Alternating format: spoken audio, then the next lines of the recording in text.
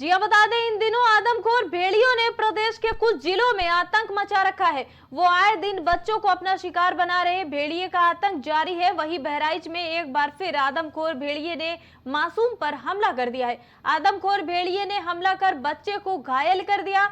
बच्चे के परिजनों के मुताबिक भेड़िए ने दबे पांव आकर अचानक बच्चे के गले और गर्दन पर हमला कर दिया, जिसके बाद उसे गंभीर हालत में अस्पताल में भर्ती कराया गया। ये पूरा मामला बहराइच के महसी के गोलवा गांव के यादवपुरी मौजा का है। फिलहाल वन विभाग की टीम भी इन भेड़ियों को पकड़ने में नाकाम साबित हो रही है।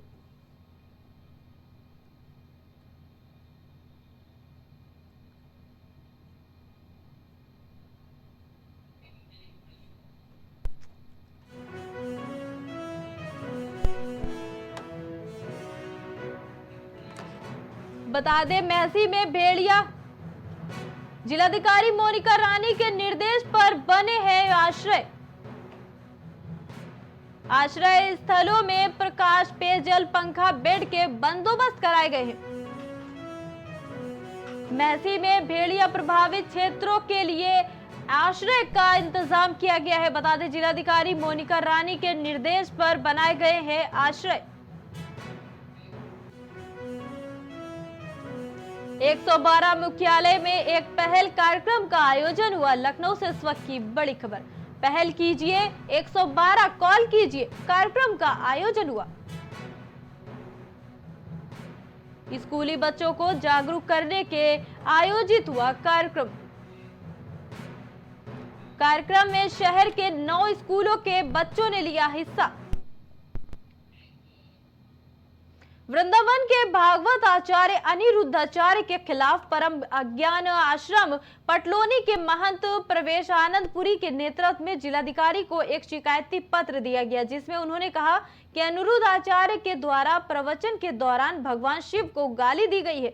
प्रवेश आनंदपुरी ने यह भी कहा कि अनिरुद्ध आचार्य ने प्रवचन के दौरान कहा कि भगवान कृष्ण का विवाह उज्जैन में हुआ था, इसलिए भगवान शिव भगवान कृष्ण के साले लगते हैं। बता दें ज्ञापन देने आए संत महात्माओं ने कहा कि आज कथावाचक शास्त्रों के आधार पर नहीं, मनगढ़ंत बातों के आधार पर प्रवचन कर रहे हैं, जिससे सनातन धर्म में तमाम तरह की कुरीतियां व्याप्त हो रही और सनातन धर्म में भ्रामकता आ रही है।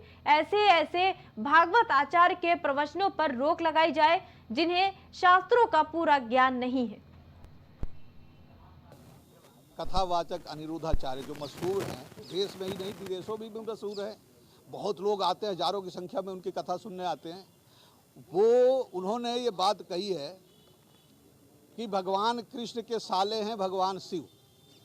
हमें इस पे आपत्ति है कि ये लोग कथा बड़े मंच पे बैठ के कभी कृष्ण के बारे में कुछ बोलते हैं, कभी राधा के बारे में कुछ बोलते हैं, कभी सीता के बारे में कुछ बोलते हैं, जिसका कोई प्रमाण नहीं है शास्त्रों में, और इससे जनता भ्रमित हो रही है। अब ये क्यों कहते हैं, इनको इससे क्या मिलता है, ये तो वही जाने। पर हम सन्यासियों को शिव का अपमान बर्दाश्त नहीं है। हमें किसी भी भगवान का, कृष्ण का भी अपमान बर्दाश्त नहीं है। ये भगवान शिव को ही नहीं, भगवान कृष्ण को भी गाली दी गई है ऐसी बात कह के, और हम इस बात को बर्दाश्त नहीं करेंगे। हम इसको ऊपर तक ले जाएंगे। हम चाहते हैं कि प्रशासन इस पर कार्रवाई करे और उनके कथा पर रोक लगाए।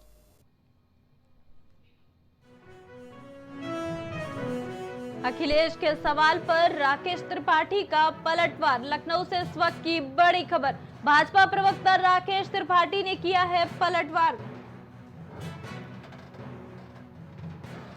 अपराधी अखिलेश जी के संपर्क में हो तो उन्हें सरेंडर करा दें, कहते नजर आए हैं। बता दें अपराधियों पर कार्रवाई होगी तो अखिलेश जी को पीड़ा होगी, ये भी कहते नजर आए।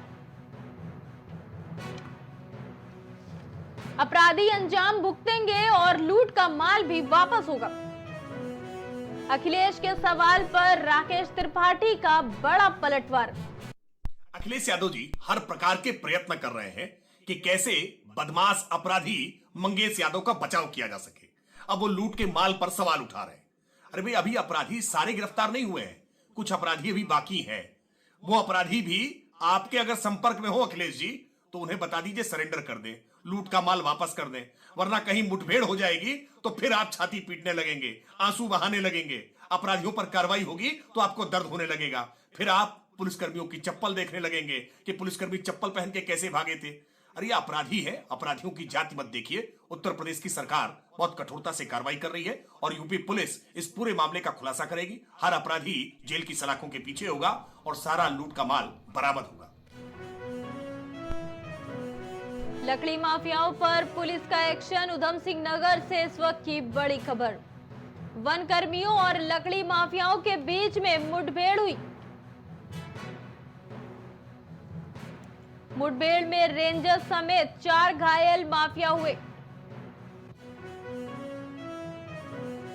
लकड़ी माफियाओं पर पुलिस का एक्शन हुआ है, उधम सिंह नगर की खबर।